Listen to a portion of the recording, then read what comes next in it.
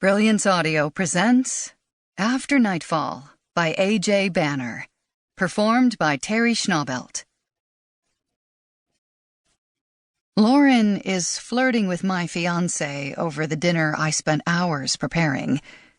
She gets this way when she's had too much wine. I'm not far behind her. I'm already into my second glass of Merlot. I'm not even sure why I'm drinking. I usually don't. But tonight, Nathan and I are planning to announce our engagement. Our shared future shimmers on a single fragile thread, his daughter's approval. Anna is only 9 years old and fiercely loyal to her mother. He promised he'd broken the news to her earlier today, but she hasn't said anything to me. At the moment, she's busy hiding olives in her lap. I forgot that she hates them in pasta. And now, Lauren. I can't even. Her husband, Jensen, pretends not to notice, but his eyelid twitches as she flaps her lashes at Nathan, who keeps his cool, while most men fall over themselves in her presence. Never mind that her right eye wanders and her nose meanders to the left.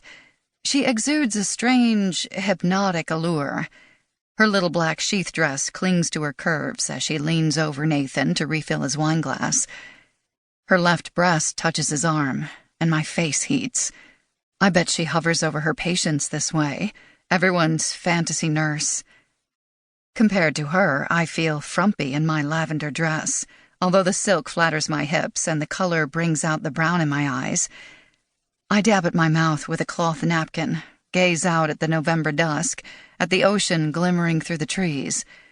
A distant freighter winks on the horizon, perhaps en route to Seattle. The darkness etches our reflections in the window. Anna, blonde and bird-like. Nathan, charmingly unkempt. Jensen, the Viking, enraptured by his voluptuous wife, Lauren, who flirts like an insecure adolescent. And I, the nervous hostess, teeter on the edge of my seat, wavy hair frizzy to my shoulders, my face an indistinct oval, except for luminous eyes. At the round dining table, beneath a rustic wood chandelier, we resemble a happy gathering. But Lauren's behavior pulls us all taut.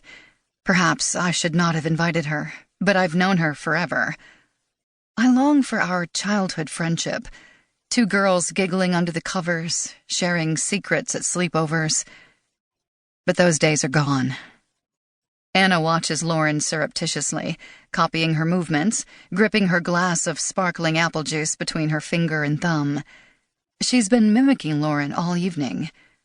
"Where are Uncle Keith and Aunt Hedra?" Anna glances at the clock on the wall. It's just after 7. "They probably hit traffic," Nathan says tightly. He gulps his wine. "Again? They're an hour late."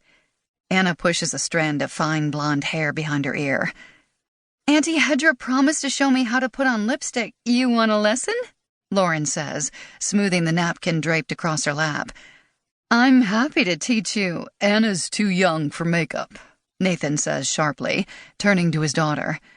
"Be patient, Sugar Plum. They'll be here soon." But, like Anna, my patience is wearing thin. I need a buffer to keep me from throttling Lauren. I wish my best friend Julie had not flown off to a teacher's conference. I need her reassurance.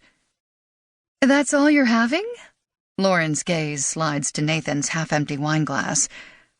"What does it take to get you sloshed?" "You'll never know," I want to tell her. "Back off." "I'm not a big drinker," Nathan replies, reaching for another helping of pasta. "Come on, have a little fun. Maybe Marissa can convince you." She throws me an ambiguous smile.